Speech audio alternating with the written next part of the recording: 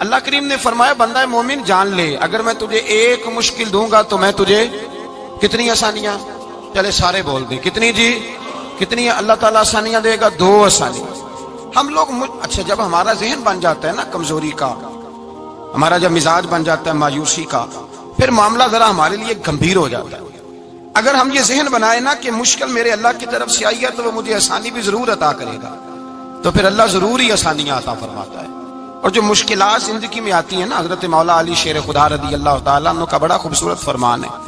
حضرت علی فرماتے ہیں جب تجھے مشکل آتی ہے تو وہ تجھے رب کا پتہ بتانے آتی ہے، وہ تجھے اللہ کا پتہ بتاتی ہے، اس لیے کہ جب تو سارے اسباب کر لیتا ہے، جو ضرورت ہوتی ہے پوری کرتا ہے، تندرست ہو کے وہ کام کرتا ہے، پھر بھی کام نہیں ہوتا، تو اس کا مطلب ہے کرنے والا تو نہیں، کرنے والا کوئی اور ہے، جو کام کرنے والا کوئی اور ہے۔ تو عزیز بھائی یاد رکھیں، ہر مشکل کے ساتھ اللہ نے آسانی رکھی ہوتی ہے۔ اگر اللہ تبارک و تعالیٰ بیماری عطا کرے تو اس کے ساتھ اللہ پھر جو تندرستی دیتا ہے وہ بھی بڑی اعلیٰ عطا فرماتا ہے۔ اگر اللہ کبھی غربت دے تو پھر اس کے بعد جو اللہ تعالیٰ آسانی دیتا ہے وہ بھی بڑی اعلیٰ عطا فرماتا ہے۔ اگر کہیں سے آپ کو دکھ ملتے ہیں تو پھر جب سکھوں کا وقت آتا ہے تو پھر گنے نہیں جاتے۔ یاد رکھیں مشکلات کے پہلو میں آسانیاں ہوتی ہیں، اور جس آدمی کو مشکل آتی نہیں، میرے نبی کریم سید عالم صلی اللہ علیہ وسلم نے فرمایا مومن کو جو مشکل بھی آتی ہے اللہ اس کی برکت سے اس کے گناہوں کو معاف فرما دیتا ہے، اللہ اس کی برکت سے اس کے گناہوں کو معاف کرتا ہے، یہاں تک کہ حضور نے فرمایا میرے مومن کو کانٹا بھی چبھے تو اللہ تعالیٰ اس کی مشکل کو آسان فرما دیتا ہے۔ 2 بزرگ بیٹھے تھے، ایک حضرت احمد رحمت اللہ علیہ اور ایک حضرت شرف الدین منیری رحمت اللہ علیہ۔ تو حضرت شرف الدین منیری کہنے لگے کہ دوست اصل میں وہ ہوتا ہے جو دوست کی طرف سے آنے والی تکلیف پر صبر کرے،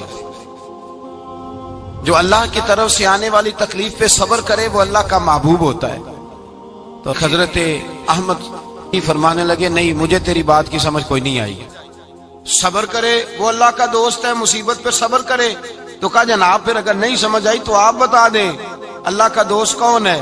تو آپ فرمانے لگے جو محبوب کی طرف سے آنے والی مصیبت کو اس کا تحفہ سمجھ کے قبول کرے وہ اصل دوست ہوتا ہے، اس کا تحفہ سمجھ کے قبول کرے، اپنے رب کا تحفہ سمجھے، مالک کا تحفہ سمجھے کہ اس نے مجھے تحفہ دیا ہے، مجھے کسی مشکل میں ڈالا ہے۔ تو رب کریم بلا مثال و بلا تشبیہ سمجھانے کے لیے اللہ جب کسی کو مشکل میں ڈالتا ہے، کافروں کو تو اس نے موجیں کرائی ہوئی ہے، بڑی بڑی سہولتیں دی ہوئی ہیں، مشکل میں ڈب بھی ڈالتا ہے، اپنے نیک بندوں کو ہی ڈالتا ہے۔ نمرود اور فرعون کے پیروں میں کانٹا بھی نہیں چبھتا تھا، ان کو تکلیف نہیں آتی، تکلیف کسے آتی تھی؟ اللہ کے نیک بندوں کو تکلیف آتی تھی۔ حضرت رابعہ بصریہ جب تک زندہ رہی تب تک بیمار رہی، جس دن طبیعت ٹھیک ہوتی تو کہتی اے اللہ تو کہیں مجھ سے ناراض تو نہیں ہو گیا، تو کہیں ناراض تو نہیں مولا جب تو مجھے تکلیف دیتا ہے تو میں رو کے تیری عبادت کرتی ہوں، جب مجھے دکھ ہوتے ہیں تو میں سجدے میں تڑپتی ہوں،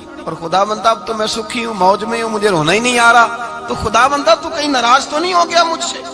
دکھ تو اچھے ہوتے ہیں، دکھ تو پیارے ہوتے ہیں، اور دکھوں کے بعد جو اللہ آسانی دیتا ہے اس آسانی کا پھر کیا ہی کہنا۔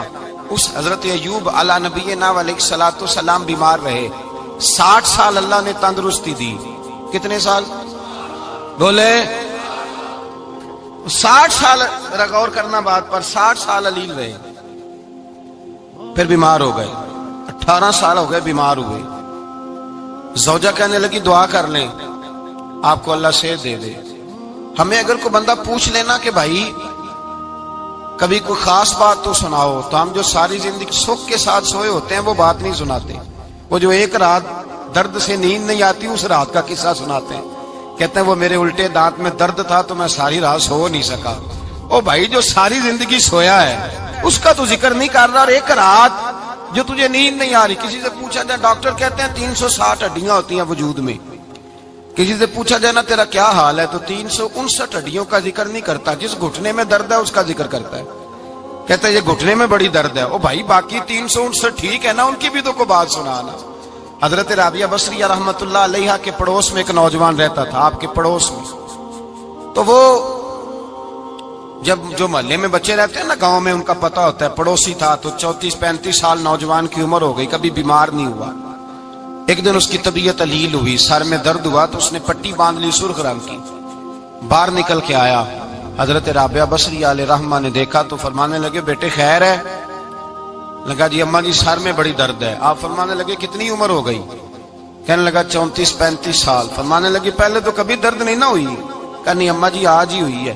تو آپ فرمانے لگے 34 سال اللہ نے صحت دی ہے، تو نے شکر کی ایک پٹی بھی نہیں باندھی، اور آج درد ہوئی ہے تو شکوے کی پٹی تو نے فوراً ہی باندھ لی ہے، کوئی شکر کی پٹی بھی باندھنی چاہیے۔ حضرت ایوب 18 سال بیمار رہے، زوجہ کہنے لگی دعا کر لو، تو آپ فرمانے لگے بی بی سے کہ صحت کتنی دیر رہی؟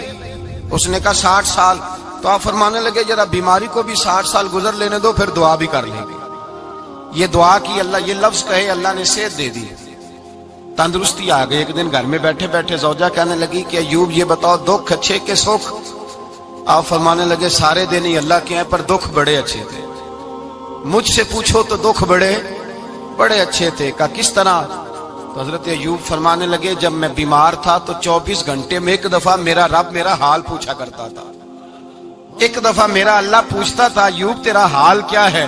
فرماتے ہیں 12 گھنٹے تو لذت ہی رہتی تھی کہ میرے رب نے میرا حال پوچھ لیا، اور اگلے 12 گھنٹے میں انتظار کرتا تھا مالک حال دوبارہ کب پوچھے گا۔ فرمانے لگے اب صحت تو ہو گئی ہے پر اب میرا رب میرا حال تو نہیں نہ پوچھتا۔ بھائی مشکلات جو ہوتی ہیں وہ تو تجھے سجا دیتی ہیں، سوار دیتی ہیں، تجھے یاد آتا ہے کوئی اپنا، جب تجھے درد ہوتی ہے نا، تکلیف ہوتی ہے، پھر تیرا دل کرتا ہے کوئی کندھا ملے جہاں میں سر رکھ کے رہوں۔ پھر اسی لیے تو کسی درویش سے کسی نے پوچھا تھا اپنا کون ہوتا ہے؟ تو کہا جو تجھے دکھ کے وقت یاد آئے وہ تیرا اپنا ہے، جو تجھے عین آزمائش کے وقت یاد آئے اور تجھے اس کا نمبر فوراً تیرے موبائل پہ چلنے لگے وہ تیرا اپنا سجن ہے، جس کو تو دکھ کے وقت یاد کرے۔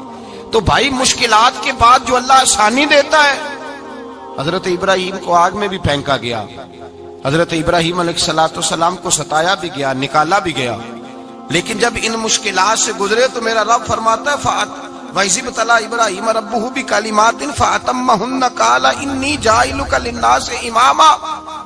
کہا جب ابراہیم پورے اترے تو پھر ہم نے انہیں امام بنا دیا۔ یا اللہ کس طرح کی امامت دی؟